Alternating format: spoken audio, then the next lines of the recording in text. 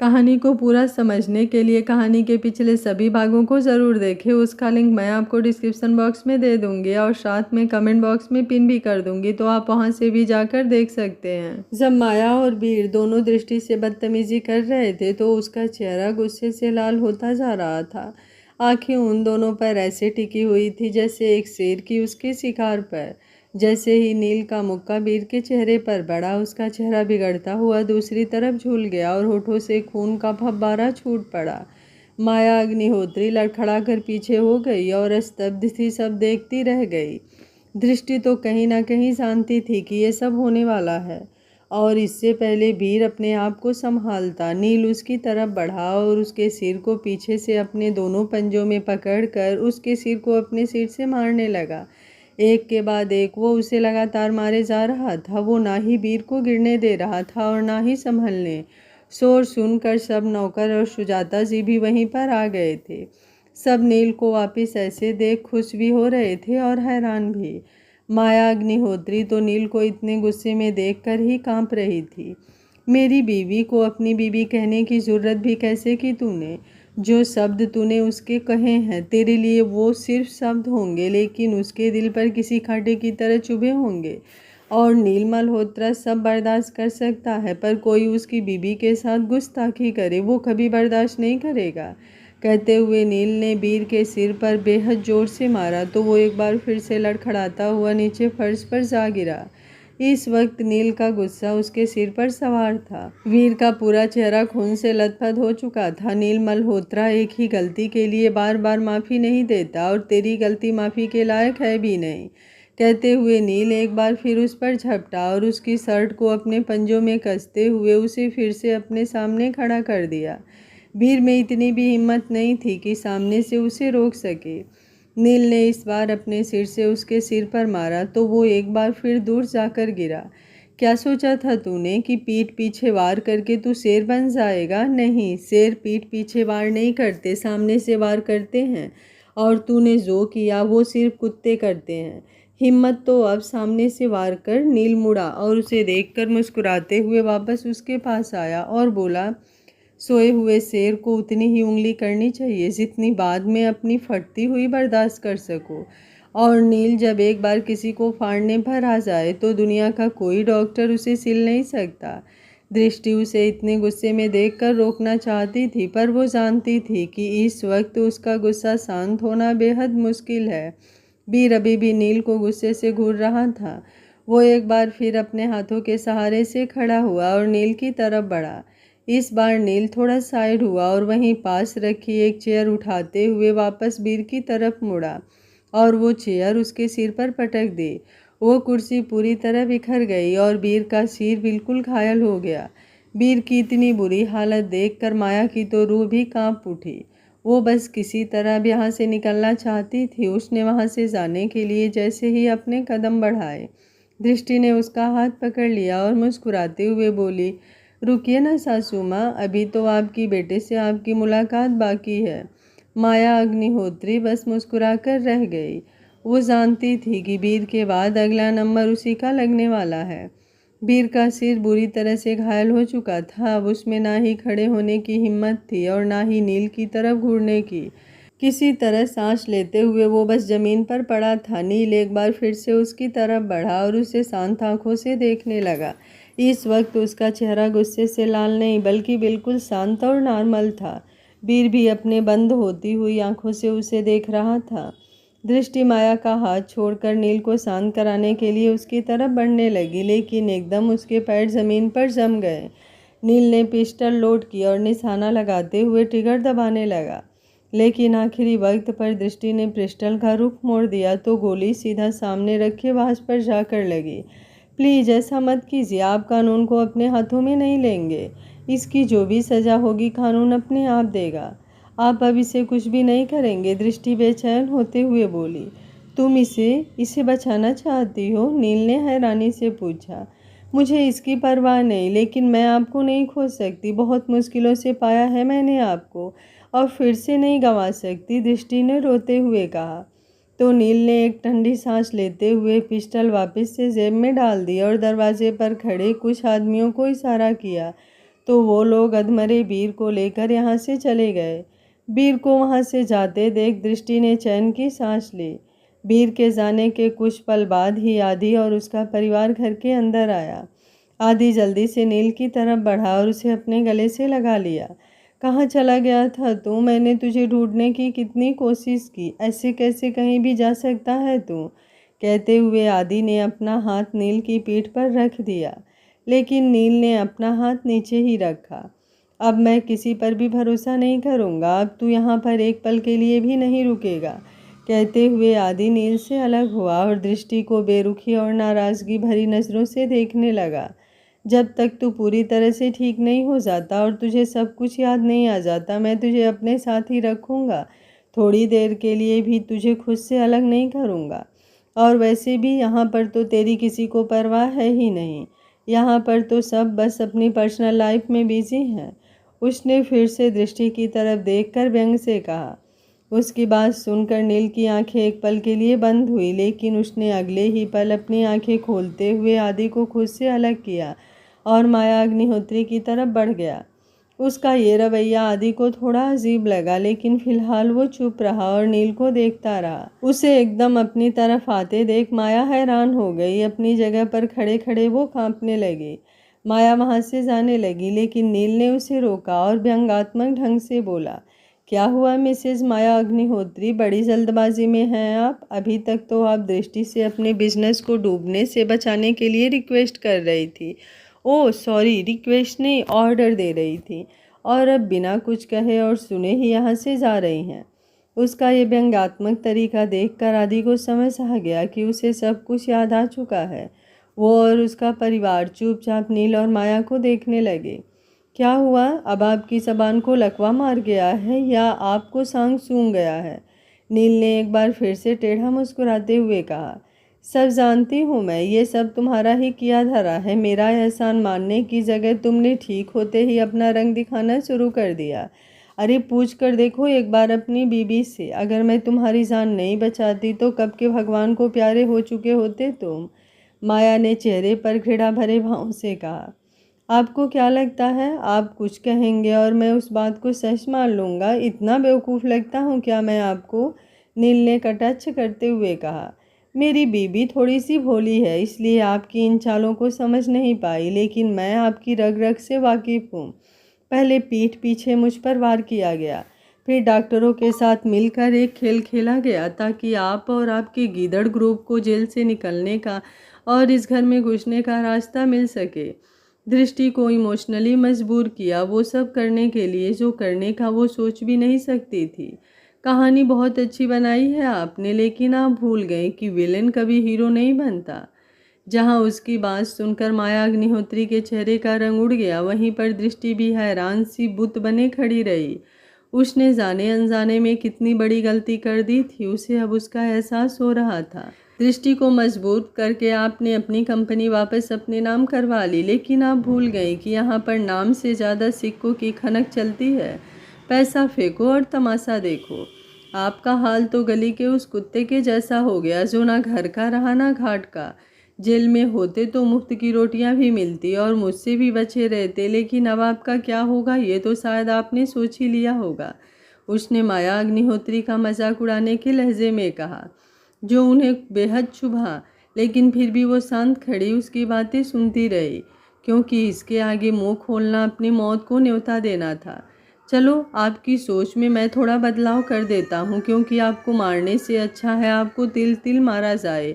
अब इस उम्र में मैं आपकी हड्डियाँ तोड़ूं मुझे शोभा नहीं देता, लेकिन आपकी सेवा कोई और बड़ी तसल्ली से करेगा। आखिर मैं आपका इकलौता बेटा हूँ, तो आपको किसी तरह की कमी कैसे होने दे सकता हूँ? कहते हुए नील वहाँ खड़े एक और आदमी को इशारा किया तो कुछ ही पलों में पुलिस घर के अंदर आ गई और माया अग्निहोत्री को वहाँ से ले जाने लगी। माया अग्निहोत्री हैरानी से नील को देखने लगी। उनकी नज़रों को भाप कर नील एक बार फिर से उसके करीब आया और बोला, अब आप सोच रही होंगी कि जब मैं खुद आपको सज़ा दे सकता हूँ तो ये जेल की सलाखें क्यों? तो आपको बता दूं कि फ़िलहाल मैं अपनी पर्सनल लाइफ में बहुत ज़्यादा बिजी हूँ और बार बार आपकी सेवा नहीं कर सकता, इसलिए आपको ऐसे हाथों में सौंप रहा हूँ जो हर रोज़ आपका अच्छे से ध्यान रखेंगे। आपको किसी भी तरह की कोई कमी महसूस नहीं होने देंगे, और तो और आपका गीदड़ ग्रुप का लीडर भी वहीं आपके साथ होगा। ये सब कहते हुए नील के चेहरे पर एक टेढ़ी मुस्कान थी। उसके बाद उसने उन पुलिस वालों को उन्हें ले जाने का इशारा कर दिया। माया को इस वक्त हद दर्जे का गुस्सा आ रहा था, लेकिन फिलहाल उसके हाथ में कुछ भी नहीं था। अरे जाते जाते एक गुड न्यूज़ तो सुनकर जाइए, नील ने फिर से उन्हें रोकते हुए कहा। तो माया हैरानी से पीछे की तरफ मुड़ी। वहां खड़े सब लोग हैरानी से नील को ही देख रहे थे। जाते जाते अपने बेटे और बहू को आशीर्वाद तो देकर जाइए, क्योंकि बहुत जल्द आप दादी बनने वाली हैं, नील ने एक नौटंकी वाली मुस्कान के साथ कहा। उसकी बात सुनकर वहां खड़े सब लोग आश्चर्यचकित रह गए। किसी ने भी इस बात की कल्पना तक नहीं की थी। नील ने फिर से इशारा किया तो वो लोग माया को ले गए। माया का मन तो कर रहा था कि अभी इसी वक्त नील का गला दबा दे, जो हर बार उसे हरा देता है। उसके जाने के बाद रंजना जी दृष्टि की तरफ बढ़ी, लेकिन नील उनसे पहले जाकर दृष्टि के आगे खड़ा हो गया। जैसे ही रंजना जी ने उसके चेहरे को छूना चाहा, नील का चेहरा उनके आगे आ गया। रंजना जी उसे हैरानी से देख रही थी। रंजना जी को उसकी आंखों में नाराज़गी साफ दिखाई दे रही थी। जानती हूँ मैं तू नाराज़ है मुझसे, लेकिन यकीन कर, अगर मुझे बिल्कुल भी पता होता कि ये सब माया अग्निहोत्री की साजिश है तो मैं ऐसा कभी नहीं होने देती। रंजना जी ने उसकी तरफ देखते हुए कहा, आप मेरे लिए और दृष्टि के लिए माँ से भी बढ़कर हैं। अगर एक बच्चा तकलीफ़ में हो तो माँ को बताने की ज़रूरत नहीं पड़ती, वो खुद ही समझ जाती है अपने बच्चों की परेशानी। फिर आप क्यों नहीं समझी? क्यों आपने उस वक्त दृष्टि को अकेला छोड़ दिया, जिस वक्त उसे आपकी सबसे ज़्यादा ज़रूरत थी? रंजना जी शर्मसार चेहरा लिए उसके सामने खड़ी थी। अब उन्हें महसूस हो रहा था कि दृष्टि को ना समझकर उन्होंने कितनी बड़ी गलती की। वो तो सिर्फ और सिर्फ नील को बचाने के लिए ही सब कुछ कर रही थी, और उन्होंने उसे ही मतलब परस्त और स्वार्थी समझ लिया। उसके चरित्र पर भी उंगली उठा दी। नील फिर बोला, मैंने सोचा था कि उसके परिवार की कमी अब पूरी हो जाएगी, लेकिन शायद ये परिवार उसके लिए था ही नहीं। आपने उसे अपनी बेटी तो माना, लेकिन अगले ही पल उसे पराया कर दिया। नील ने दर्द और शिकायत करने के मिले जुले लहजे से कहा, अगर बच्चों से कोई गलती हो जाती है तो माँ बाप उन्हें माफ़ कर देते हैं, तो क्या अगर माँ बाप से कोई गलती हो जाए तो बच्चे उन्हें माफ़ नहीं कर सकते? रंजना जी ने नील को देखते हुए कहा। मुझे ज़रा भी भनक होती कि दृष्टि इस वक्त किन परिस्थितियों से गुजर रही है तो मैं उसका साथ कभी नहीं छोड़ती। रंजना जी ने अब उसे एक तरफ कर दृष्टि के पास आकर कहा, मैं जानती हूँ मुझसे भूल हुई है, लेकिन अब मैं अपनी भूल सुधार लूँगी। अब मैं अपनी बेटी को इतना प्यार दूंगी कि वो मुझसे अपनी सारी शिकायतें भूल जाएगी। उन्होंने दृष्टि के माथे को चूमते हुए कहा, तो दृष्टि भी झट से उनके गले लग गई। आदि, नैना और राजेंद्र जी भी वहीं पर थे। सबकी आंखें नम हो चुकी थी। नैना भी जल्दी से दृष्टि के पास आई और उसके गले लग गई। मुझे तो यकीन ही नहीं हो रहा था कि मैं मासी बनने वाली हूँ, कहते हुए उसने दृष्टि के पेट को हल्के से छुआ। खुशी से उसकी आंखें नम हो गई। आदि खड़ा सब देख रहा था। आखिर में वो भी नील की तरफ बढ़ा और उसके गले लग गया। तू नहीं जानता मैं तुझे फिर से पहले जैसा देखकर कितना खुश हूँ, कितना मिस किया मैंने तुझे, कहते हुए आदि ने उसकी पीठ पर अपने हाथ कस दिए, लेकिन नील ने अपने हाथ आगे नहीं बढ़ाए। मुझे माफ़ कर दे मेरे भाई, पर मुझे समझ ही नहीं आ रहा था कि मैं क्या सोचूं क्या नहीं। वो सब परिस्थितियां ही ऐसी थी कि मैं भी दृष्टि को गलत समझ बैठा। आदि ने उससे अलग होते हुए कहा, तू मेरा इकलौता दोस्त है और दोस्त से भी बढ़कर तुझे अपना भाई माना है मैंने। सिर्फ मैंने ही नहीं, दृष्टि ने भी तुझे अपना भाई माना था। बहुत उम्मीद थी मुझे तुझसे कि कोई और मेरा साथ दे ना दे, लेकिन तू हमेशा देगा। और जब मुझे तेरी सबसे ज़्यादा ज़रूरत थी तूने तब मेरा साथ छोड़ दिया। नील ने बड़ी नाराज़गी से कहा, मेरी कोई भी बात तेरे गुस्से को शांत नहीं कर सकती, लेकिन सिर्फ एक बात कहूँगा कि प्लीज़ माफ़ कर दे अपने भाई को। आदि ने एक बार फिर उसके गले लगते हुए कहा, तुझे नहीं लगता ये माफ़ी तुझे किसी और से मांगनी चाहिए? नील ने कहा तो आदि ने नज़रें उठाकर दृष्टि की तरफ देखा और उसकी तरफ बढ़ गया। मुझे आपसे कोई भी गुस्सा या शिकायत नहीं है आदि भैया। आपने जो भी किया नील के भाई होने के नाते किया। ये तो आपका उसके प्रति प्यार था जो शायद आपकी इस बहन के प्यार पर भारी पड़ गया। लेकिन मैं खुश हूँ कि नील की ज़िंदगी में आप जैसा दोस्त, आप जैसा भाई है। वो कुछ कहता उससे पहले ही दृष्टि बोल पड़ी। वो उसकी तरफ मुस्कुरा कर देख रही थी तो आदि की आंखों में भी आंसू आ गए थे। ना जाने इन 2 महीनों में उसने कितनी ही बार दृष्टि की इंसल्ट की थी, उसे नीचा दिखाया था। आज उसे अपने बर्ताव पर बेहद शर्मिंदगी महसूस हो रही थी। खुश नसीब तो हम सब हैं जिनकी ज़िंदगी में आप हैं, आदि ने दृष्टि को अपने गले से लगाकर कहा। तो दृष्टि ने भी फिर से एक भाई का स्नेह पाकर मुस्कुरा उठी। सब कुछ ठीक हो चुका था। दृष्टि के प्रेगनेंसी की न्यूज़ सुनकर सब खुश थे। नील ने उन्हें अभी तक प्रेगनेंसी रिलेटेड कॉम्प्लिकेशंस के बारे में कुछ भी नहीं बताया था। घर का माहौल एक बार फिर से खुशनुमा हो चुका था, लेकिन कुछ हिसाब अभी भी बाकी थे जिन्हें नील बड़ी शिद्दत से पूरा करने वाला था। सब लोग वहीं हाल में बैठे थे तो नील ने उन्हें किसी ज़रूरी काम को कहा और वहां से निकलने लगा। सब लोग उसके लिए चिंतित थे क्योंकि वो अभी अभी ठीक हुआ था, लेकिन नील के सामने कहाँ किसी की चलने वाली थी। वो उन्हें जल्द ही आने का बोलकर वहां से चला गया। थोड़ी ही देर में नील की गाड़ी एक खंडहर नुमा जगह के आगे रुकी। दिखने में वो कोई पुराना घर लग रहा था जो टूटा फूटा हुआ था। नील अपनी गाड़ी से निकला और उस घर की तरफ बढ़ गया। उस वक्त एक दिलकश चेहरा बेहद खतरनाक रूप ले चुका था। उसकी आंखें खून जैसी बिल्कुल लाल हो चुकी थी, जिसमें आक्रोश के सिवाय और कुछ भी दिखाई नहीं दे रहा था। वो एक शेर सी चाल और बाज जैसी आंखें लिए उस खंडहर के अंदर पहुंचा। अंदर कम से कम 20 आदमी खड़े थे जिन्होंने काले कपड़े पहने हुए थे। नील को अपने सामने देखकर उन्होंने अपना सिर झुका लिया। उन लोगों के बीच एक आदमी था जो बिल्कुल अधमरा हुआ ज़मीन पर पड़ा था। बस सांसें चल रही थी, वो भी बिल्कुल धीरे धीरे। खून से लथपथ वो आदमी दर्द से कराह रहा था। जिंदगी और मौत के बीच जूझते हुए वो कभी अपनी आंखें खोलता और कभी बंद करता।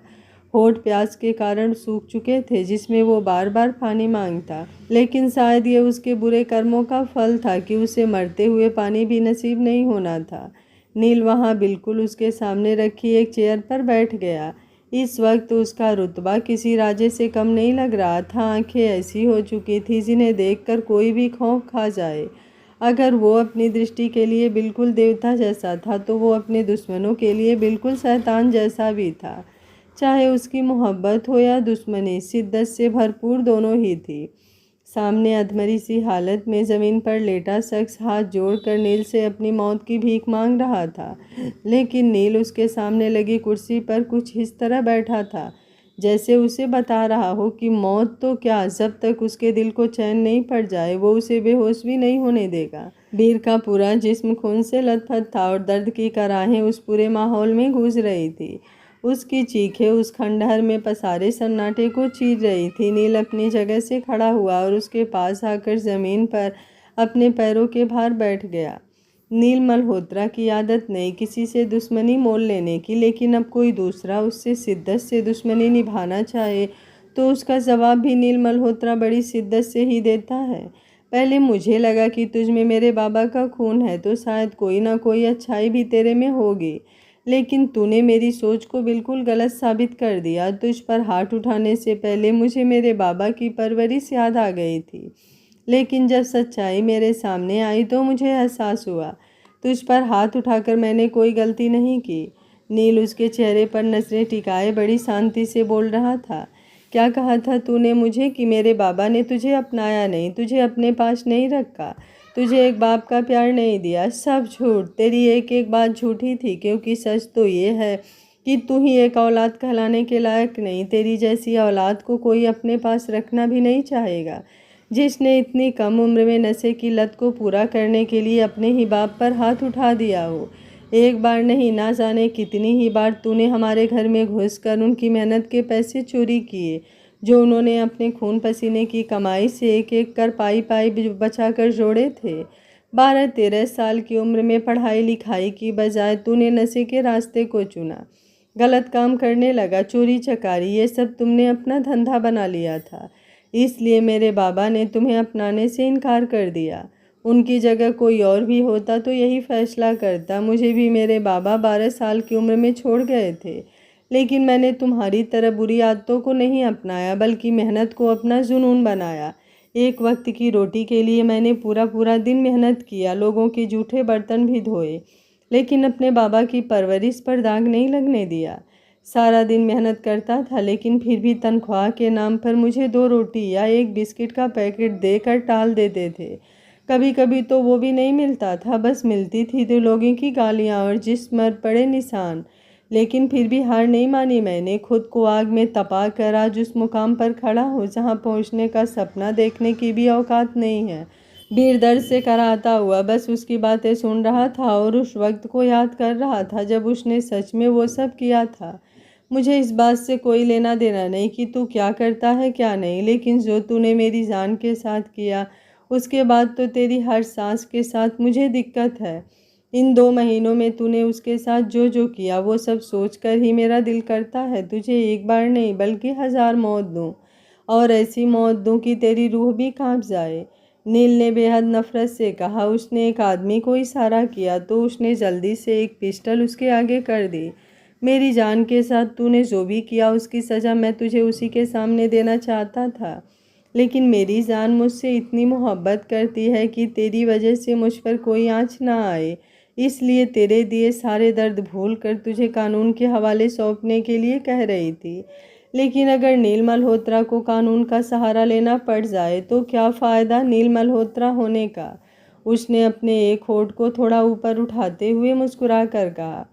वीर उसकी हर एक बात सुन रहा था, क्योंकि सिवाय सुनने के वो और कुछ कर भी नहीं सकता था। मेरी जान के अंदर मेरी मोहब्बत बोलती है, लेकिन मेरे अंदर उसकी जुनूनी मोहब्बत बोलती है। जान दे सकता हूँ उसकी मोहब्बत के लिए, लेकिन अगर कोई उसकी तरफ आँख भी उठाए तो उसकी जान ले भी सकता हूँ, उसने जुनून भरे लहजे में कहा और वहाँ से खड़ा हो गया। वीर ने उसे खड़े होते हुए देखा तो डर की लहर उसके पूरे चेहरे पर दौड़ गई। नील उसके बिल्कुल सामने खड़ा था, उसकी आंखें बिल्कुल शांत थी, वो बस एकटक वीर को देखे जा रहा था। मेरी जान को हाथ लगाया तूने, जिसको मैंने बिना इजाज़त के कभी छुआ भी नहीं, तूने उसके साथ ज़बरदस्ती की। कहते हुए उसकी आंखें शांत ना रहकर क्रोध से लाल हो गई और अगले ही पल उसने उस पिस्टल से एक गोली सीधा उसके दाएं हाथ पर चला दी। वीर दर्द से चीखा, लेकिन वो चीख नील को सुकून दे गई। मांग भरी थी ना तूने उसकी, कहते हुए बेहद नफरत और गुस्से से उसने एक गोली और चलाई जो सीधा उसके बाएं हाथ को लगी। वीर लगातार दर्द से चीख रहा था। वो चीखें इतनी भयंकर थी कि किसी की भी रूह कांप जाए। वो चीखें सुनकर, तूने मुझे मारा, मुझे कोई फ़र्क नहीं पड़ा, क्योंकि मेरी ज़िंदगी इतनी सस्ती नहीं जो तुझ जैसा कोई 2 टके का इंसान आकर छीन ले। लेकिन तूने उसे दर्द दिया जिसका एक एक आंसू मेरे लिए अनमोल है। उसकी वो हालत की जो मैं देखना तो दूर सोच भी नहीं सकता। अब कुछ दर्द तो तेरे हिस्से भी आएगा। कहते हुए उसने 2 फायर और किए जो उसके पैरों में लगे। किसी को मजबूर कर उसकी ज़िंदगी ख़राब करना क्या होता है तुझे अब पता चलेगा। जब तेरी सांसें तो चलेंगी, लेकिन वो सांसें तुझे पल पल दर्द देंगी। हाथ पैर होते हुए भी तू अपाहिज होगा। नील ने नीचे बैठकर उसके चेहरे पर एक जोर का थप्पड़ मारते हुए कहा। वहाँ खड़े सब लोग अपना सिर झुकाकर खड़े थे। नील का ये रूप उन्होंने भी पहले कभी नहीं देखा था। वो अपने दुश्मनों को सबक सिखाता था, लेकिन कभी इस हद तक बेरहम नहीं हुआ था। एक गोली सीने में भी मार, वीर ने दर्द से कराहते हुए कहा। उसकी बात सुन नील मुस्कुराया और 2 कदम पीछे हो गया और फिर वहाँ खड़े सब आदमियों को देखते हुए बोला, ध्यान रखना इसका, अगर इसे मौत आई तो तुम सबकी ज़िंदगी जीते जी नरक बना दूंगा। वीर चीखते हुए उसे मारने के लिए कह रहा था, लेकिन उसकी वो मौत की भीख नील को सुकून पहुंचा रही थी। एक नज़र वीर को देख नील तेज कदमों से वहाँ से बाहर आ गया। उसने आते ही किसी को फ़ोन मिलाया। बॉस, हमने उसे ढूंढने की बहुत कोशिश की, लेकिन उस दिन होटल से आने के बाद वो कहाँ गायब हुआ किसी को पता ही नहीं, सामने वाले शख्स ने कहा। उसकी बात सुनते ही नील फ़ोन काट चुका था। जब शेर दहाड़ता है तो कुत्ते अक्सर अपनी बिलों में जाकर छुप जाते हैं, लेकिन हर कुत्ते की मौत निश्चित होती है और तेरी मौत मेरे हाथों ही होगी, विक्रम चौहान, उसने अपने जबड़े भींचते हुए कहा। थोड़ी ही देर में उसकी गाड़ी मल्होत्रा मेंशन वापस आ चुकी थी। दृष्टि कब से दरवाजे पर ही आंखें टिकाए बैठी थी। उसकी हालत देखकर सब लोग हंस रहे थे। नील को दरवाजे पर देखकर दृष्टि दौड़ती हुई उसके पास आई और बोली, कहाँ गए थे आप? मैं कब से आपका इंतज़ार कर रही थी। उसके चेहरे पर नील के लिए चिंता के भाव थे, जबकि उसे यूं देखकर नील का चेहरा गुस्से से लाल हो गया। नील ने उसे यूं ही गोद में उठा लिया। उसे ऐसा करते देख सब हैरान रह गए। पर वो नील ही क्या जो किसी से शर्माए और डरे। अचानक यूं उठाए जाने से दृष्टि की बाहें उसकी गर्दन पर लिपट गई। सबकी नज़रें अपने ऊपर पाकर वो झेप गई और उसकी गोद से उतरने को हुई, लेकिन नील ने बड़ी मजबूती से उसे उठा रखा था। प्लीज़ मुझे नीचे उतार दीजिए, सब लोग हमें ही देख रहे हैं, उसने शर्म से लाल होते हुए कहा। तो नील ने इस बार उसे और भी ज़्यादा गुस्से से घूर कर देखा। उसकी लाल आंखें देखकर दृष्टि सहम हो गई और बिल्कुल चुप हो गई। नील उसे यूं ही उठाए हुए गोद में सीढ़ियां चढ़ने लगा और अपने कमरे में ले गया।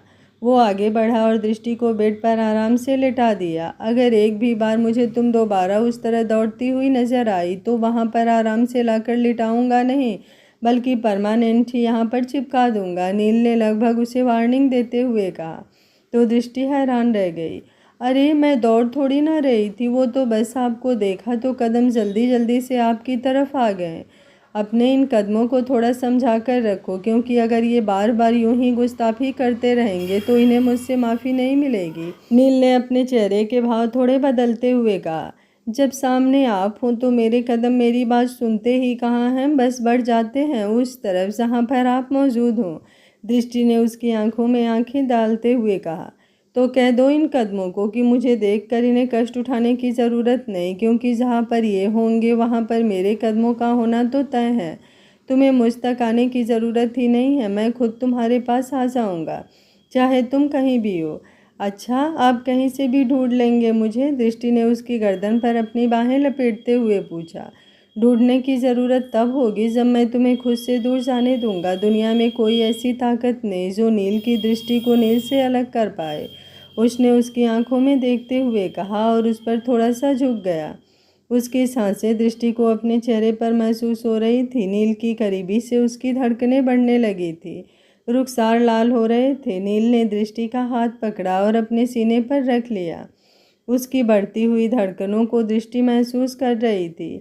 उन धड़कनों का शोर बाहर तक सुनाई दे रहा था और उनकी स्पीड ऐसी थी जैसे दिल धड़कता हुआ बाहर ही आ जाएगा। महसूस करो इन धड़कनों को, कितनी तेजी से धड़क रही हैं तुम्हारे मुझसे दूर जाने का नाम सुनकर ही। अगर ऐसा कभी हो गया तो ये धड़कनें वहीं थम जाएंगी, लेकिन अगर ये चलती रही तो दुनिया का ऐसा कोई कोना नहीं होगा जहाँ से मैं तुम्हें ढूंढकर अपने पास वापस ना ले सकूं। अगर ये धड़कन धड़केगी तो तुम्हारे साथ ही, नहीं तो तुम्हारे बिना इनका कभी कोई वजूद नहीं होगा। नील ने उसकी आंखों में देखते हुए कहा। तो दृष्टि अगले ही पल उसके सीने से लग गई। बहुत प्यार करती हूँ मैं आपसे, आपसे दूर जाने का सोचकर ही मेरी जान निकल जाती है। आपकी दृष्टि भी मर जाएगी आपके बिना, उसने उसके सीने से लगे हुए ही कहा और फिर उससे अलग होकर उसके चेहरे को देखने लगी। उसकी प्यार से भरी निगाहें अपने चेहरे पा पाकर उसके गाल शर्म से बिल्कुल लाल सुर्ख हो चुके थे। नील ने उसके होठों पर उंगली रख दी और बोला, कुछ नहीं होने दूंगा मैं मेरी दृष्टि को, हमें जीना है एक दूसरे के साथ, एक दूसरे के लिए, एक दूसरे का होकर। उसकी वो मदहोशी भरी आवाज़ और अगले ही पल दोनों के लब एक दूसरे से जुड़ चुके थे।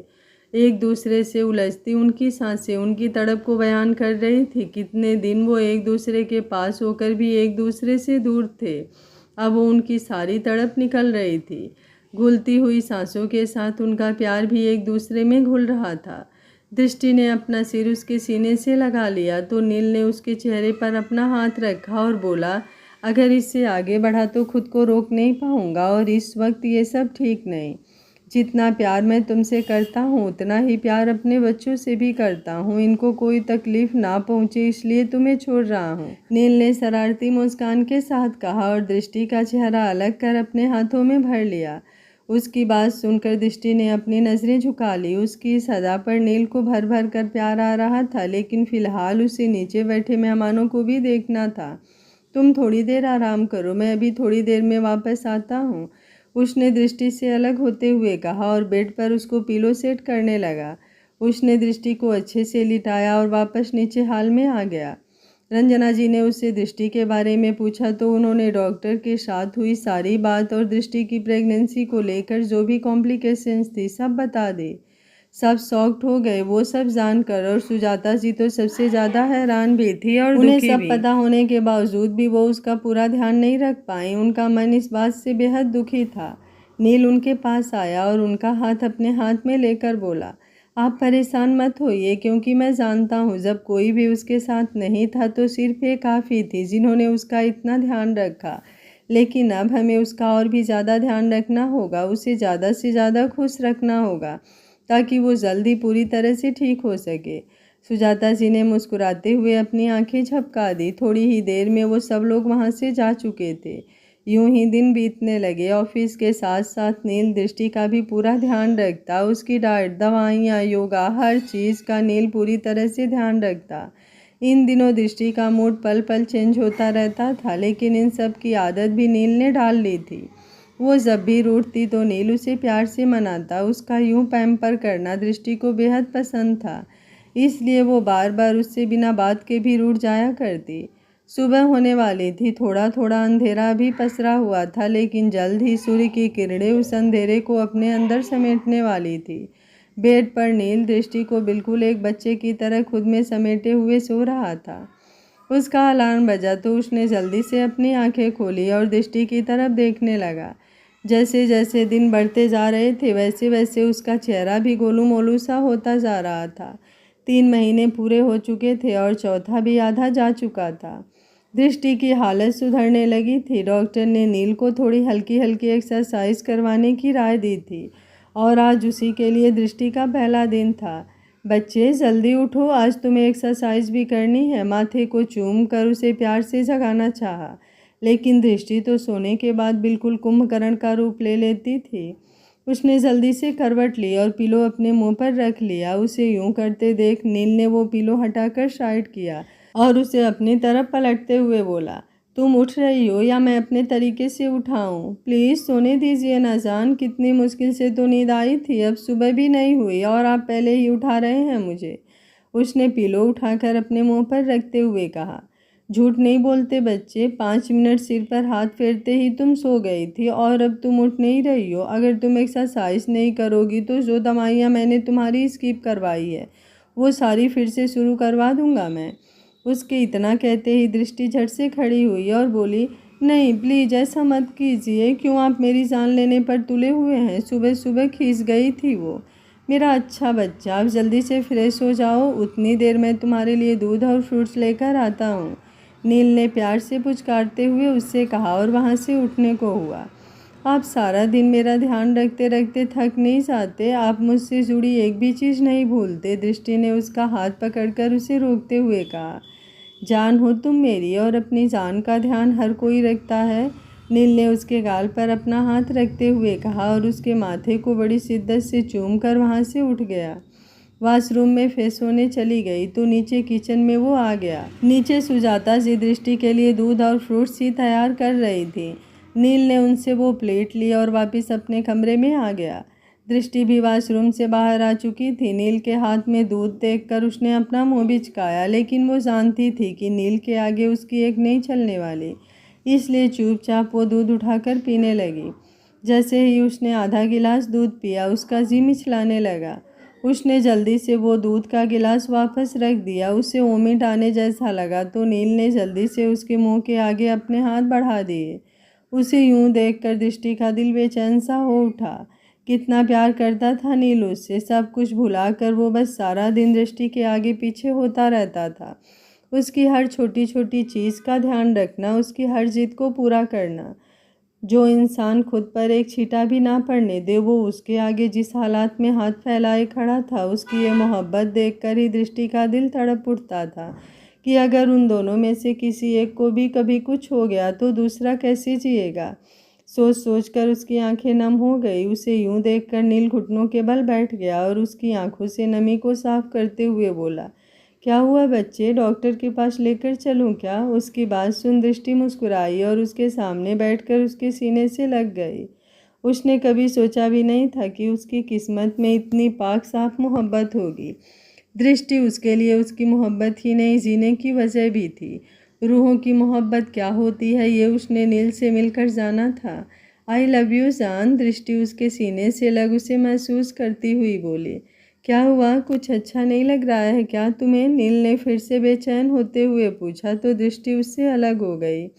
उसने बाकी का दूध और फ्रूट्स भी फिनिश किया और फिर नील की तरफ देखते हुए बोली, चलें अब। उसे देखकर नील खुश होने के साथ साथ हैरान भी हुआ, क्योंकि वो कभी भी अपना पूरी डाइट फिनिश नहीं करती थी। वो मुस्कुराते हुए आगे बढ़ी तो नील भी उसके पीछे पीछे चलने लगा। थोड़ी देर में दोनों गार्डन में एक्सरसाइज कर रहे थे। दृष्टि बीच बीच में आराम से बैठ जाती तो नील उसे घूर कर देखता। उसकी घूर से चिढ़ उसकी तरफ टेढ़ा सा मुंह बनाकर दृष्टि फिर से एक्सरसाइज करने लग जाती। कुछ देर बाद दोनों कमरे में आ गए। आज दृष्टि नील के लिए कुछ करना चाहती थी। उसके कमरे में जाने के बाद दृष्टि किचन की तरफ बढ़ गई। उसे किचन में आते देख सुजाता जी किचन के दरवाजे पर अपना हाथ दीवारों से सटाकर खड़ी हो गई। प्लीज़ मुझे अंदर आने दीजिए ना, दृष्टि ने उनसे रिक्वेस्ट करते हुए कहा। नहीं, बिल्कुल नहीं, नील बाबा ने मुझे सख्त हिदायत दी है, तुम किचन में बिल्कुल भी नहीं आने देना है, सुजाता जी ने बड़ी सख्ती से कहा। प्लीज़ सिर्फ 10 मिनट के लिए, उसने ज़्यादा 1 भी मिनट मैं किचन में नहीं रहूँगी, दृष्टि ने फिर से रिक्वेस्ट करते हुए कहा। आज उसका बहुत मन था नील के लिए नाश्ता बनाने का। उसकी बात का सुजाता जी पर कोई असर होते ना देख उसका मन उदास हो गया, लेकिन फिर उसके दिमाग की बत्ती जली और उसने जल्दी से सुजाता जी का हाथ पकड़कर अपने सिर पर रख दिया। आपको मेरी कसम, सिर्फ 10 मिनट दे दीजिए, दृष्टि का ये आखिरी बार। और सुजाता जी आखिर माँ की ममता के आगे बिल्कुल हार गए। उन्होंने कुछ नहीं कहा, बस दृष्टि के रास्ते से हट गए। उनके हटते ही दृष्टि के चेहरे पर एक लंबी मुस्कान आ गई। उससे अंदर गई और नील के लिए नाश्ता बनाने लग गई। 10 ही मिनट में उसने बहुत कुछ तैयार कर लिया था। थोड़ी ही देर में नील डाइनिंग टेबल की तरफ आ चुका था। उसके आते ही दृष्टि जाकर चुपचाप डाइनिंग टेबल पर बैठ गई तो सुजाता जी उन दोनों को नाश्ता परोसने लगे। शक तो उसे नाश्ते की तरफ देखकर ही हो गया था, लेकिन जैसे ही उसने पहली बाइट खाई उसका शक यकीन में बदल गया। उसने दृष्टि की तरफ घूर कर देखा, लेकिन दृष्टि से आगे ऐसा प्रिंटेड किया जैसे कि वो बिल्कुल नहीं समझ रही कि नील उसे क्यों घूर रहा है। उसकी ये बचकानी हरकत देखकर नील के चेहरे पर मुस्कान आ गई। उसका ये बचपना तो नील को सबसे ज़्यादा पसंद था, लेकिन फिर भी वो दृष्टि को घूरते हुए अपने कमरे में चला गया। आई लव यू जान, उसने मुस्कुराते हुए कहा और उसकी पीठ पर अपना सिर रख दिया। मुझे बटर बिल्कुल पसंद नहीं, इसलिए ये फालतू मक्खन लगाना बंद करो। मैं अभी तुम्हें कुछ नहीं बताने वाला, सरप्राइज है, इसलिए शाम को ही पता चलेगा। आप बहुत बुरे हैं, कहते हुए दृष्टि उससे अलग हो गई। नील पलटकर घुटनों के बल बैठ गया और दृष्टि के पेट से अपना गाल लगाते हुए बोला, देखा लिटिल स्टार्स, आपकी मम्मा कितनी शैतान हो गई हैं। अगर बात मानो तो लव यू जान, और ना मानो तो बुरे हैं आप। उसने जिस तरह मुँह बिचकाकर ये बात कही, दृष्टि खिलखिलाकर हंस पड़ी। उसकी हंसी सुन नील भी मुस्कुरा उठा और उठकर दृष्टि को अपने सीने से लगाकर बोला, लव यू टू मेरे बच्चे, शाम होने से पहले आ जाऊंगा, इसलिए आज तैयार रहना, मैं तुम्हें खुद अपने हाथों से तैयार करूंगा। नील ने थोड़ा दिलकश अंदाज से कहा। इंतज़ार करूंगी आपका, दृष्टि ने भी उसके सीने से लगे कहा। नील उससे अलग हुआ और कमरे से बाहर आने लगा, लेकिन फिर जल्द ही उल्टे कदमों से वापस गया और दृष्टि के माथे को चूमते हुए बोला, इतना टेस्टी पास्ता खिलाने के लिए शुक्रिया, पर इसका मतलब ये बिल्कुल नहीं कि किचन में काम करने का लाइसेंस मिल चुका है। आगे से किचन में बिल्कुल भी नहीं जाओगी तुम। उसकी बात सुनकर दृष्टि मुस्कुराई और मन ही मन बोली, जाऊंगी कभी कभी, बस आपके लिए। 4 बज चुके थे और दृष्टि अपने कमरे में आराम से सोई हुई थी। नील कमरे में आया तो उसे सोते देख उसे चैन मिला, क्योंकि वो दिन में बिल्कुल भी नहीं सोती थी, जिसकी वजह से रात को भी वो परेशान रहती थी। वो आकर उसके बगल में बैठ गया और उसके सिर पर हाथ फिराते हुए उसे उठाने लगा। आ भी गए आप, दृष्टि ने कसमसाते हुए अपनी आंखें खोलकर कहा। घर में इतनी प्यारी बीबी इंतजार कर रही हो तो ऑफिस में किसका मन लगेगा। नील उसके चेहरे पर झुककर बोला, लेकिन आपको किसने कहा कि आपकी बीबी आपका इंतजार कर रही है। दृष्टि उसकी गर्दन पर अपनी बाहें लपेटते हुए बोली। नील ने आंखें छोटी करते हुए उसे घूरा। ये जो तुम्हारी छोटी छोटी आंखें हैं ना, इनमें खुद तुम्हारे लिए इंतज़ार मुझे दिखाई दे जाता है। नील ने उसकी आंखों को बारी बारी से चूमते हुए कहा। हो सकता है किसी ने आपको अपने होठों से बोलकर भी कहा हो, कहते हुए दृष्टि ने अपने होठों को गोल गोल कर पाउट बनाया। उसकी हरकत देख नील मुस्कुराया। अभी तक तो किसी ने भी नहीं कहा, लेकिन हाँ, अगर कोई कह दे तो मुझे सुनने को बेताब हूँ मैं, नील ने भी मज़े लेते हुए जवाब दिया। अच्छा चलो अब कह देती हूँ, बहुत इंतज़ार किया मैंने आपका। उसने फिर से अपने होठों को गोल गोल करते हुए कहा। अब क्या फ़ायदा, अब तो मैं आ ही चुका हूँ। अगर पहले बताती तो शायद सुनकर अच्छा लगता, नील ने कहा और उसके ऊपर से हटने लगा।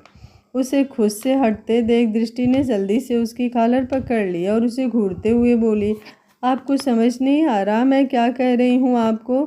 मुझे तो समझ नहीं आया, तुम ही समझा दो ना अच्छे से। उसकी हरकत देख दृष्टि ने शरारती नज़रों से उसे देखा और आगे बढ़कर नील के होठों को हल्के से चूम लिया। तुम्हें तो अच्छे से समझाना भी नहीं आता, नील ने उससे कहा और कुछ पल के लिए उसकी बोलती बंद कर दी। थोड़ी देर बाद वो उसके चेहरे को देखने लगा। पूरी दुनिया के गुलाबों की लाली उसके गालों पर बिखरी हुई थी। बहुत शैतान हो गई हो तुम, उसने यूं ही उसके चेहरे को देखते हुए कहा।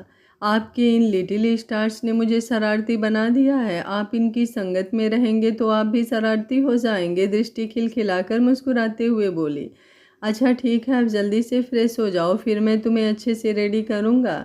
नहीं, पहले आप मुझे बताइए कहाँ लेकर जा रहे हैं आप मुझे? बस थोड़ी देर और, उसके बाद तुम्हें खुद ब खुद पता चल जाएगा, नील ने कहा और उसे अपनी गोद में उठाकर वॉशरूम के बाहर छोड़ दिया। जब तक दृष्टि वॉशरूम से बाहर आई, नील तैयार हो चुका था। उसने दृष्टि के कपड़े भी निकाल दिए थे। दृष्टि ने वो ब्लैक कलर की साड़ी उठाई और उसे पहनने के लिए वॉशरूम में जाने लगी। उसे जाते देख नील ने उसका हाथ पकड़कर उसे रोका और बोला, मैंने तुम्हें कहा था ना, आज तुम्हें मैं खुद अपने हाथों से तैयार करूँगा। मैं खुद से कर लूँगी ना, आप रहने दीजिए। कहते हुए उसने उससे वो साड़ी लेनी चाही, लेकिन नील ने उसके हाथ पीछे कर लिए। अब अगर तुम चुप नहीं हुई तो तुम्हें खामोश करना मुझे अच्छे से आता है, नील ने शरारती अंदाज से कहा। तो दृष्टि चुप हो गई। दृष्टि ने अपनी आंखें बंद की और चुपचाप खड़ी हो गई, लेकिन नील का इस पर सभी भी उसके रोंगटे खड़े किए जा रहा था। जब उससे बर्दाश्त नहीं हुआ तो वो नील के सीने से लग गई। नील ने उसे सीने से लगाए ही उसकी पीठ पर हाथ फिराने लगा। धीरे धीरे दृष्टि रिलैक्स हो चुकी थी। नील ने उसे खुद से अलग कर उसके माथे को चूमा और थोड़ी ही देर में उसे वो साड़ी पहना दी। उसने उसे ड्रेसिंग के सामने बिठाया और उसे तैयार करने लगा। उसकी हर एक छोटी छोटी चीज़ वो कर रहा था। थोड़ी ही देर में दृष्टि बिल्कुल तैयार हो चुकी थी। नील की तरह नील की पसंद भी एकदम परफेक्ट थी। आईने के सामने खड़े होकर दोनों एक दूसरे को आईने से ही देख रहे थे। नील ने फ़ोन निकाला और एक मिरर सेल्फी ले ली। दृष्टि की आंखों में गहरे काजल के साथ साथ नील की गहरी मोहब्बत साफ दिखाई दे रही थी। चले रानी साहिबा, कहते हुए नील ने दृष्टि के सामने अपना हाथ बढ़ा दिया। दृष्टि को सेफली गाड़ी में बिठाकर नील ने गाड़ी स्टार्ट कर दी। थोड़ी ही देर में उनकी गाड़ी अपनी मंजिल पर पहुंच चुकी थी। ये सरप्राइज़ नील दृष्टि को उसके जन्मदिन पर देना चाहता था, लेकिन हालातों की वजह से ऐसा पॉसिबल नहीं हो सका। उसकी गाड़ी दृष्टि self defence institute and free home for girls के बाहर थी, जिसका आज उद्घाटन था। यहाँ पर लड़कियों को फ्री सेल्फ डिफेंस सिखाया जाना था और जिन लड़कियों को किसी कारण बस उसके घर वाले या ये समाज अपनाने से इनकार कर देता है, ये फ्री होम उनके लिए अपना घर होने वाला था। इसके साथ साथ ही यहाँ उन्हें उन सारे कामों की ट्रेनिंग दी जाने वाली थी जिससे वो अपने पैरों पर खड़े हो सकें। बोर्ड पर लिखे नाम को पढ़कर ही दृष्टि के चेहरे पर मुस्कान आ गई। उसने नज़र घुमाकर इशारों से नील से पूछा तो उसने हाँ में सिर हिला दिया। चाहे 3 महीनों के लिए दृष्टि ने उसका बिजनेस संभाला था, लेकिन उसे इस प्रोजेक्ट के बारे में कुछ भी नहीं पता था, क्योंकि ये प्रोजेक्ट नील के बिजनेस से बिल्कुल अलग था। ये उसने अलग से खुद से सारा फंड देकर बनवाया था। I love you so much जान, कहते हुए दृष्टि नील के सीने से लिपट गई। आपने आज मेरे लिए जो कुछ भी किया है उसके लिए मैं शुक्रिया बिल्कुल भी नहीं कहूँगी, क्योंकि आपकी मोहब्बत को किसी भी शब्दों से नवाजा नहीं जा सकता। मुझे उस रब से और कुछ भी नहीं चाहिए, बस हर जन्म में वो आपकी मोहब्बत मेरे हिस्से लिख दे। इतना कहकर वो नील से अलग हुई। उसकी आंखों में आंसू थे। बेहिसाब मोहब्बत जो नील ने उसे दी थी उसके दिल को कुछ इस तरह ठंडक पहुंचाती थी कि वो ठंडक उसकी आंखों से पिघलकर बह जाती थी। जिस जन्म में मेरी किस्मत में तुम्हारा साथ ना लिखा हो, मुझे वो जन्म ही नहीं चाहिए, कहते हुए नील उसका माथा चूम लिया। एक बड़ा ही रूहानी लम्हा उनके बीच गुजर रहा था। थोड़ी ही देर में दृष्टि के हाथों से नील ने उस इंस्टीट्यूट का उद्घाटन करवाया। उसके बाद एक हवन और आए हुए मेहमानों के लिए खाने का प्रोग्राम था। मीडिया भी ये सारा प्रोग्राम अपने कैमरे में कैद कर रही थी। सब कुछ अच्छे से हो जाने के बाद नील और दृष्टि वापस से घर आ चुके थे। दृष्टि बहुत ज़्यादा थक गई थी, इसलिए नील ने उसे आते ही सुला दिया। दृष्टि को आराम से लेटा कर नील हॉल में आ गया था। आदि उसी का इंतज़ार कर रहा था। उन दोनों का रिश्ता फिर से पहले जैसा हो गया था। उसने नील के हाथ में 2 टिकट्स पकड़ाई और बोला, ये तुम दोनों की टिकट्स है और बाकी सारे इंतज़ाम भी मैंने करवा दिए हैं। वहाँ पहुँचते ही तेरे पास सारी चीज़ें अवेलेबल हो जाएंगी। थैंक यू इतने कम समय में इतने सारे अरेंजमेंट करने के लिए, नील ने उससे कहा। और फिर दोनों थोड़ी देर बिजनेस रिलेटेड बातें करने लगे। आई होप तुम्हें मेरा सरप्राइज पसंद आए, नील ने टिकट्स को देखते हुए मन ही मन कहा। अगले दिन आदि और नैना उन दोनों को एयरपोर्ट तक छोड़ने आए थे। यहीं से दोनों नील के प्राइवेट जेट में बैठकर अपने ख्वाबों की दुनिया में जाने वाले थे। नील ने दृष्टि की कंडीशन को देखते हुए एकदम परफेक्ट इंतज़ाम किए थे। पूरे रास्ते दृष्टि आराम से नील की बाहों में सोती रही। बीच बीच में नील उसे उठाकर कुछ न कुछ खिलाता पिलाता रहता। अगले दिन वो दोनों ग्रीनलैंड आयरलैंड पहुंच चुके थे। ऐसे तो नील ने इन सभी महीनों के लिए अलग अलग जगह चुनी हुई थी, लेकिन इन सब की शुरुआत वो इस आयरलैंड से करने वाले थे। दृष्टि ने एक बार उसे बताया था कि वो पूरी दुनिया घूमना चाहती है, तो अब नील बस उसकी यही इच्छा पूरी करने वाला था। नील ने वहाँ रहने के लिए एक अंडर वाटर रिसोर्ट बुक करवाया हुआ था, जिससे उन दोनों के अलावा सिर्फ उनके केयर टेकर होने वाले थे। दृष्टि की प्रेगनेंसी को देखते हुए नील ने उन दोनों की प्राइवेसी का पूरा ध्यान रखा था। वो नहीं चाहता था कि वो दृष्टि किसी के सामने बिल्कुल भी असहज हो। जैसे ही दृष्टि वहाँ रिजॉर्ट पर पहुँची, वहाँ का नज़ारा देखकर उसकी आंखें हैरानी से खुली की खुली रह गईं। वो पीरा रिजॉर्ट कांच का बना हुआ था और वो लोग पूरी तरह से पानी में घिरे हुए थे। वो पानी में तैर रहे जियो को भी देख पा रही थी। जब जब भी वो उन्हें देखती, उसका मन उन्हें छूने को हो जाता। उसके चेहरे की मुस्कुराहट देखकर नील को उसके यहाँ लाने का फैसला बिल्कुल ठीक लग रहा था। जब से उन दोनों की शादी हुई थी, दोनों ही किसी न किसी वजह से एक दूसरे से दूर भी रहे। कभी हालातों की वजह से, कभी तान्या और वीर की वजह से, तो कभी नील की तबीयत की वजह से। दृष्टि कांच की दीवार के पास खड़ी होकर बाहर तैर रही मछलियों को हाथ से छूने की कोशिश कर रही थी। तभी नील ने जाकर उसे पीछे से बाहों में भर लिया। तुम खुश तो हो ना, उसने उसके गाल से अपना गाल लगाते हुए कहा। उसकी बात सुन दृष्टि पलट गई और चहकते हुए बोली, आप जानते नहीं हैं, मैं ऐसी ही जगह पर घूमना चाहती थी। मेरा ड्रीम था ये, लेकिन आपने ये सब प्लान कब किया और मुझे बताया क्यों नहीं? बता देता तो शायद जो खुशी तुम्हारे चेहरे पर अब झलक रही है वो दिखाई नहीं देती। दृष्टि मुस्कुराकर उसके सीने से लग गई। चलो अब थोड़ी देर आराम कर लो, कल से अच्छी तरह से सोई भी नहीं हो तुम, कहते हुए नील ने उसे अपनी गोद में उठा लिया और उस जगह को पर्दों से कवर कर उसे बिस्तर तक ले गया। दृष्टि अभी बाहर घूमना चाहती थी, लेकिन नील ने उसे ज़बरदस्ती बेड पर लिटा दिया और उसके सिर पर हाथ फेर कर उसके बालों को सहलाने लगा। थकावट की वजह से जल्दी ही दृष्टि को नींद आ गई। थोड़ी देर बाद जब वो उठी तो शाम हो चुकी थी। उसे उठते देख नील ने खाना रूम में ही मंगवा लिया। नील ने दृष्टि को पकड़ कर डाइनिंग टेबल पर बिठा दिया। उसने दृष्टि को अच्छे से खाना खिलाया और फिर उसे तैयार होने का बोल खुद बाहर चला गया। दृष्टि का पेट हल्का हल्का सा बाहर आ गया था। उसका वो छोटू सा बेबी बम बहुत ही क्यूट लगता था। नील ने 2 दिन पहले ही उसके लिए बहुत सारी शॉपिंग की थी, जिसमें वो ज़्यादातर उसके लिए मैक्सी ड्रेसेस लाया था ताकि दृष्टि कंफर्टेबल रहे। बाहर रात हो चुकी थी। दृष्टि जैसे ही तैयार होकर फ्री हुई, नील वापस कमरे में आया। घर में रह रहकर तो दृष्टि ने यूं तैयार होकर रहना भी छोड़ दिया था। इन दिनों वो थोड़ी थकी थकी रहती थी, इसलिए उसका रेडी होने का बिल्कुल भी मन नहीं करता था। हालांकि नील को उसे तैयार रहते देख अच्छा लगता था, पर वो दृष्टि से कुछ कहता नहीं था, क्योंकि वो नहीं चाहता था कि वो बिल्कुल भी अनकंफर्टेबल हो। पर आज उसे फिर से पहले जैसा देख उसे बहुत अच्छा लग रहा था। थोड़ी ही देर में दोनों बाहर आ गए। नील उसे बाहर बीच साइड ही लेकर आया था। उसने वो पूरा एरिया ही अपने लिए बुक करवाया था, इसलिए वहाँ पर कोई भी नहीं था। पानी की लहरें जब उन दोनों के पैरों को छूती, दृष्टि नील का हाथ और भी ज़्यादा कसकर पकड़ लेती। उस शांतमयी माहौल में सिर्फ पानी की लहरें और उन दोनों के दिलों की धड़कने की आवाज़ गूंज रही थी। दोनों यूं ही थोड़ी देर वहां एक दूसरे का हाथ थामे बैठे रहे। एक दूसरे के पास होकर भी दोनों कभी सुकून से यूं समय नहीं बिता पाए थे। अब नील वो सारी कमियां पूरी करना चाहता था। दृष्टि ने उसके कंधे पर सिर रखा हुआ था। यूं ही जब बातें करते करते वो सो गई तो नील ने उसे अपनी गोद में उठाया और वापस से कोटास में ले आया। उसे अच्छे से सुलाकर उसे अपनी बाहों में भर कर वो खुद भी सुकून की नींद सो चुका था। यूं ही वहाँ रहते रहते उन्हें 10-15 दिन बीत चुके थे। इन दिनों में दृष्टि ने वो पूरी जगह बहुत अच्छे से घूम ली थी। अपने दोनों बच्चों के लिए उसने भर भर कर शॉपिंग की और उसके हिस्से की शॉपिंग नील ने अकेले ही कर ली। आज की रात उन दोनों की यहाँ पर आखिरी रात थी और आज नील ने नहीं बल्कि दृष्टि ने कुछ सरप्राइज़ प्लान किया हुआ था और इस बात की नील को अभी तक बिल्कुल भी भनक नहीं थी।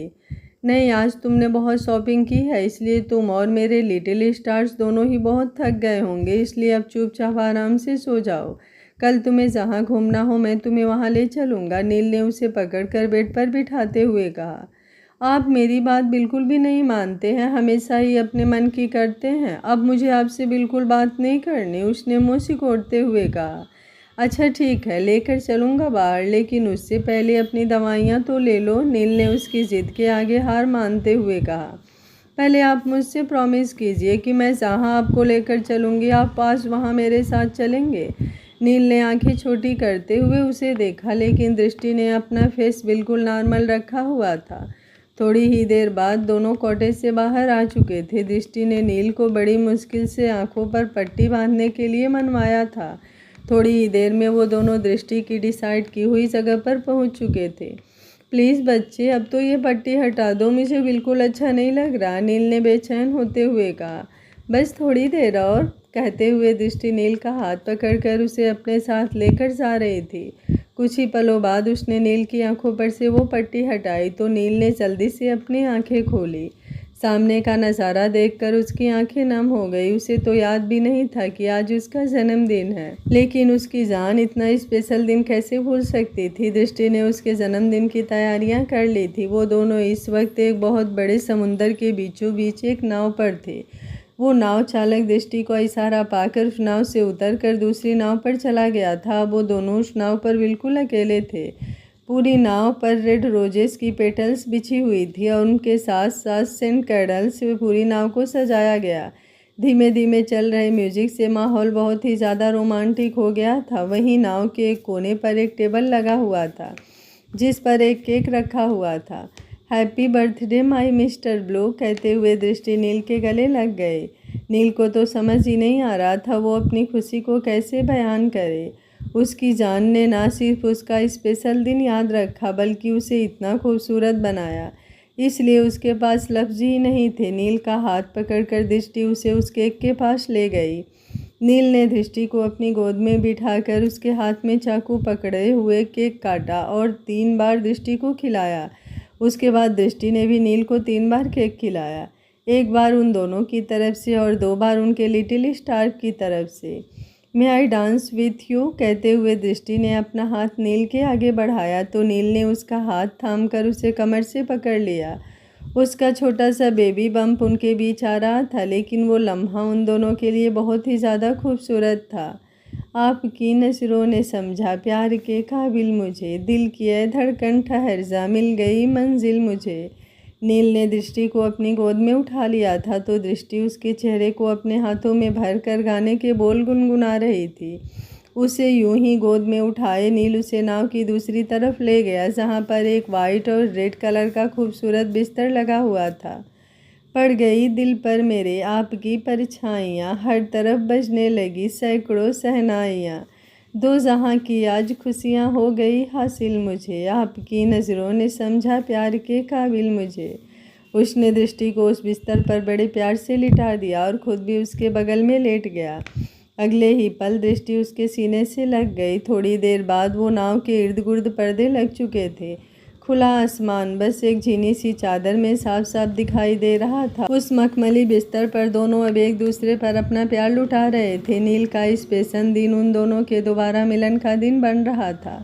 अगले दिन वो दोनों स्विट्ज़रलैंड के लिए निकल गए। बर्फ़ की वादियों को देख दृष्टि के चेहरे पर मुस्कान लंबी होती जा रही थी। वहाँ ठंड थी तो नील ने उसे ऊपर से नीचे पूरा कपड़ों में लपेट रखा था।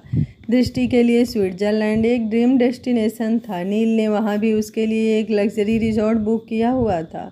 15 दिन वहाँ पर खूबसूरत यादें बनाने के बाद वे लोग सेंटोरिनी ग्रीस के लिए निकल गए।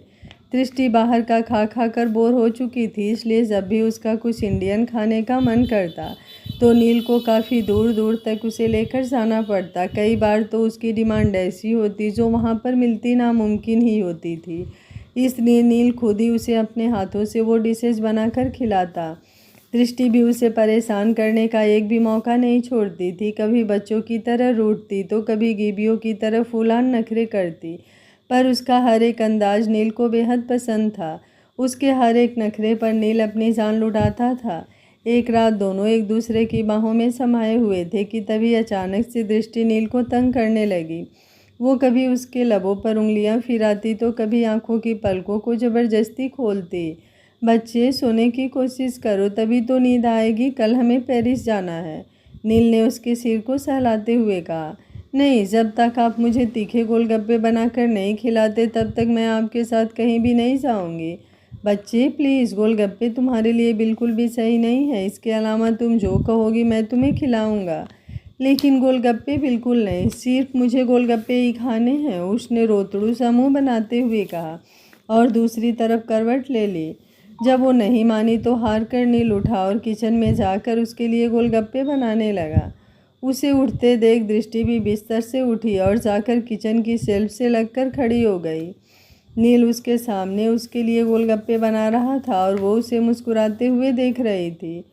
अब ये उसका हर रात का काम था। वो यूं ही नील को नींद से उठाकर कुछ न कुछ बनवाती या फिर कुछ ऐसा काम करवाती जिससे नील को खींच चढ़े, लेकिन वो उससे कुछ भी नहीं कहता, बस मुस्कुराते हुए उसकी हर बात मान लेता। वो नील के करीब गई और उसकी गर्दन पर अपनी बाहों को लपेटते हुए बोली, आप इतने अच्छे क्यों हैं? आप मुझसे इतना प्यार क्यों करते हैं कि मेरी हर एक उल जलूल बात को मुस्कुराकर मान लेते हैं? उसकी बात सुनकर नील ने अपने हाथों को टिश्यू से साफ किया और उसकी कमर पर हाथ रखकर नीचे झुककर उसके पेट को चूमते हुए बोला, मैं तुम्हारी नहीं अपने लिटिल स्टार्स की बात मान रहा हूँ। मतलब आप मुझसे ज़्यादा हमारे लिटिल स्टार्स को प्यार करते हैं? वो छोटा सा मुँह बनाते हुए बोली, बिल्कुल भी नहीं, तुम हमेशा मेरे लिए इनसे पहले रहोगी। तुम मेरी ज़िंदगी में आई तो ही तो मुझे ये लिटिल स्टार्स मिले हैं, कोई कमी नहीं आने दूंगा। अगर तुम मेरी जान हो तो वो मेरी ज़िंदगी होंगे और अपनी जान और ज़िंदगी दोनों पर मैं कभी कोई आँच नहीं आने दूंगा। आई नो, आप वर्ल्ड के बेस्ट डैड बनेंगे। अगली सुबह नील और दृष्टि को पेरिस जाना था, पर दृष्टि जिद किए बैठी थी कि अब उसे और कहीं नहीं जाना, वो सिर्फ घर वापस जाना चाहती है। नील उसे यहाँ घुमाने ले आया था ताकि वो वहाँ से स्ट्रेस से दूर रहे, लेकिन अब बाहर रह रहकर उसका मन उब चुका था।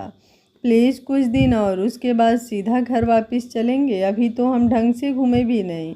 मैं तो तुम्हें पूरा वर्ल्ड दिखाना चाहता था, नील ने उसके आगे रिक्वेस्ट करते हुए कहा, लेकिन उसकी रिक्वेस्ट का दृष्टि पर कोई असर नहीं था। मुझे अब और कहीं नहीं जाना, सिर्फ घर जाना है, अब उसने थोड़ा मायूस होते हुए कहा तो नील से देखा नहीं गया। वो उसे करीब आया और उसके सिर को अपने सीने से लगाते हुए बोला, ऐ मेरे बच्चे, रोना नहीं, तुम जैसा कहोगी वैसा ही होगा, प्लीज़ प्लीज़ यूँ मायूस मत होना मेरे बच्चे, पक्का? दृष्टि ने रूधे स्वर से कहा तो नील ने उसके माथे पर अपने होठ रख उसे यकीन दिलाया। उसने दृष्टि को आराम से सुलाया और फिर वापसी की सारी तैयारियां करने लगा। गलती मेरी ही है जो तुम्हें इतने लंबे वक्त के लिए बाहर लाया। यहाँ तुम्हारे पास सिर्फ मैं हूँ, लेकिन वहाँ सब लोग होते तुम्हारा दिल लगा रहता, इसलिए अब और नहीं, आज ही हम वापस जा रहे हैं, उसने खुद से कहा और अपने चार्टर्ड प्लेन को तैयार करवाने के लिए फ़ोन कर दिया। स्टाफ की एक लेडी को उसने पैकिंग करने के लिए कह दिया था। शाम को दृष्टि की आँख खुली तो सब कुछ रेडी था। नील ने उसे नहलाया और रेडी किया, जिसके बाद डिनर कर वो दोनों वापस इंडिया के लिए निकल गए। अगली सुबह वो दोनों इंडिया पहुंच चुके थे। आदि और नैना उनके आने की खबर सुनकर बेहद खुश थे। नैना दृष्टि के साथ एक गुड न्यूज़ शेयर करना चाहती थी। उसे अभी कल ही पता चला था कि वो भी प्रेग्नेंट है। अब वो जल्दी से ये न्यूज़ दृष्टि को बताना चाहती थी। जैसे ही वो लोग एयरपोर्ट से बाहर आए, आदि, नैना और उनकी पूरी फैमिली उन्हें लेने आई हुई थी। दृष्टि तो उन सबको देखकर ही बेहद खुश थी। आखिर आज कितने दिनों बाद वो वापस अपने लोगों के बीच में आई थी। बाहर उसे नील का साथ और प्यार बखूबी मिला, लेकिन फिर भी उसकी एक कमी सी लग रही थी। ऐसा नहीं था कि नील ने अपनी तरफ से कोई कमी रखी थी, लेकिन फिर भी उसे एक परिवार की कमी हमेशा महसूस होती थी, जो आदि और उसके परिवार ने दूर कर दी थी। थोड़ी देर बाद ही वो लोग आदि के घर पर थे। नील तो सीधा मल्होत्रा मेंशन ही जाना चाहता था, लेकिन आदि और नैना की जिद और दृष्टि के कहने पर वो उसे आदि के घर ले आया। उसे खुश देखकर नील के चेहरे पर कुछ सुकून भरी मुस्कान थी। उसने सोचा था अगर वो दृष्टि को बाहर ले जाएगा तो वो खुश रहेगी, लेकिन वो गलत था। उसकी खुशी दिखावटी चीज़ों या जगहों से ज़्यादा उसकी अपनों के बीच थी।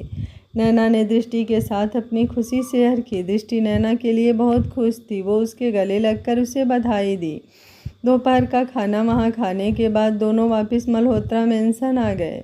सुजाता जी ने उनके घर आने की सारी तैयारियां कर रखी थी। नील ने उन्हें कहकर पूरा घर अच्छे से डेकोरेट करवाया था, ताकि दृष्टि को और अच्छा महसूस हो। वो उसके लिए हर पल को बेहद खूबसूरत बनाना चाहता था, उसके हर पल को खुशियों से भर देना चाहता था, जिसके लिए वो कोई भी कमी नहीं छोड़ता था। अपने घर पर आकर दृष्टि को जो सुकून मिला वो उसे शब्दों में बयान नहीं कर सकती थी। उसने बड़ी मुश्किल से बाहर हाल में कुछ ही पल बिताए होंगे और जल्दी से अपने कमरे में आ गई। वो कमरा जो पूरी तरह से उसके प्यार के लम्हों से भरा हुआ था। वहाँ आते ही दृष्टि को यूं लगा जैसे वो किसी जन्नत में पहुँच गई हो। बेशक विदेशों में हर तरह की सहूलियत उसे मिली, लेकिन फिर भी उसे अपने इस कमरे की बहुत याद आती थी, क्योंकि यहाँ बिताया हर एक पल उसके लिए बेहद खास था। ये सिर्फ एक कमरा नहीं, बल्कि उसकी ज़िंदगी के हसीन लम्हों का एक पिटारा था, जिससे वो कभी भी दूर नहीं रह सकती थी। लगभग 6 साल बाद आज दृश्य और निष्ठि का जन्मदिन था, इसलिए पूरा मल्होत्रा मेंशन को बहुत ज़्यादा खूबसूरती से सजाया गया था।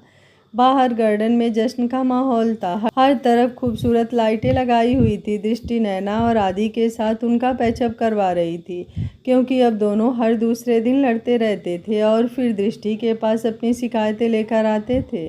उनकी छोटी अनन्य दृष्टि के साथ ही खड़ी बेचारगी से उनकी बहस को सुन रही थी, जो इसलिए हो रही थी क्योंकि आदि नैना को कल शॉपिंग पर नहीं लेकर गया था। अचानक से ही आसमान में तेज आतिशबाजी होने लगी, जिसे देखकर दृष्टि ने अपना माथा पीट लिया, क्योंकि वो जानती थी कि ये आतिशबाजी नील करवा रहा है। हर बार वो बच्चों के जन्मदिन पर यूं ही आतिशबाजियां करवाता था। इतने पटाखे तो पूरे दिल्ली में दिवाली पर नहीं चलते थे जितने नील अपने चैंप और रॉक स्टार के जन्मदिन पर जलवा देता था। ओए देख, तेरी गर्लफ्रेंड कैसे पटाखों से डर रही है, निष्ठि ने दृश्य को दृष्टि की तरफ इशारा करते हुए कहा। चुप कर, तू वो पटाखों से नहीं डर रही, बल्कि पटाखे उनसे डरते हैं, क्योंकि मेरी गर्लफ्रेंड उनसे भी बड़ा पटाखा है, दृश्य ने बड़े एटीट्यूड से कहा। बात तो वैसे तेरी सही है, तभी तो उनके सामने मेरे बॉयफ्रेंड की हवा बिल्कुल टाइट हो जाती है, निष्ठि ने खिलखिलाकर हंसते हुए कहा। लेकिन तभी अचानक से उसकी हंसी गायब हो गई, क्योंकि नील उसके सामने आकर खड़ा हो गया था। पापा, मैं बस मजाक कर रही थी, कसम से आपके सामने तो मम्मी कुछ भी नहीं, उसने मिमियाते हुए कहा। हाँ पापा, आप तो कतई जहर हो, दृश्य ने भी मक्खन लगाते हुए कहा। तभी एकदम से उसकी भी हवा टाइट हो गई, क्योंकि दृष्टि उसके सामने आकर खड़ी हो गई थी। उसे अपने सामने देखकर दृश्य और निष्ठि दोनों ने बेचारगी से एक दूसरे की तरफ देखा और आंखों ही आंखों में एक प्लान बना लिया। खतरा कहते हुए वो दोनों जल्दी से वहां से रफ्फू चक्कर हो गए। दृष्टि उन्हें पकड़ने के लिए दौड़ने लगी, लेकिन नील ने उसका हाथ पकड़ा और फिर उसकी कमर पर अपनी बाँह लपेटते हुए उसे अपने बिल्कुल करीब खींच लिया। वैसे रानी साहिबा, बात तो बच्चों की सही है, अगर मैं डेसिंग हूँ तो आप भी जहर से कम नहीं। जचती हैं आप मेरे साथ, नील ने एक दिलकश मुस्कान के साथ कहा। वो इसलिए क्योंकि इस किंग के साथ हमेशा क्वीन ही अच्छी लगती है, पर याद रखिए एक क्वीन के बिना किंग कुछ भी नहीं। अजी, वो तो हम भी मानते हैं कि हमारी क्वीन के बिना हम कुछ भी नहीं हैं, सिर्फ क्वीन ही नहीं, जान हैं आप हमारी, आपसे ही तो हमारी सांसें चलती हैं। काट रहे थे कि किसी तरह हम अपनी ज़िंदगी को आपकी मोहब्बत के सहारे ही तो उसे जीना सीखा है, नील ने उसकी आंखों में देखते हुए कहा। अच्छा, और अगर कभी किसी और से ये मोहब्बत हो गई तो? दृष्टि ने उसकी टाई से खेलते हुए कहा। उसकी बात सुनकर नील ने उसे और भी ज़्यादा करीब खींचा और बोला, नामुमकिन। जब तक नील मल्होत्रा इस दुनिया में है उसकी मोहब्बत सिर्फ दृष्टि नील मल्होत्रा ही रहेगी। किसी और के बारे में सोचना भी उसके लिए गुनाह है। इसलिए तो कहते हैं हम कि मेरी मोहब्बत सिर्फ तुम हो, सिर्फ तुम। आज कहानी का लास्ट पार्ट था। अगर आप लोगों को कहानी थोड़ी भी अच्छी लगी हो तो कहानी के लास्ट पार्ट में अपनी राय मुझे कमेंट बॉक्स में ज़रूर दीजिएगा। उम्मीद करती हूँ आप सभी ने इस कहानी को एंजॉय किया होगा। जिन्होंने इस कहानी को अपना प्यार दिया और सपोर्ट किया उसका दिल से धन्यवाद। और जिन्हें ये कहानी पसंद नहीं आई, उम्मीद करती हूँ आगे आने वाली मेरी कहानी आप लोगों को पसंद आएगी और आप लोग कहानी को प्यार देंगे और सपोर्ट करेंगे। अगर आप सभी को मेरी सुनानी कहानियाँ अच्छी लगती हैं तो वीडियो को लाइक, शेयर एंड चैनल को सब्सक्राइब कर लीजिएगा। Thank you for watching. मिलते हैं कहानी के अगले भाग में।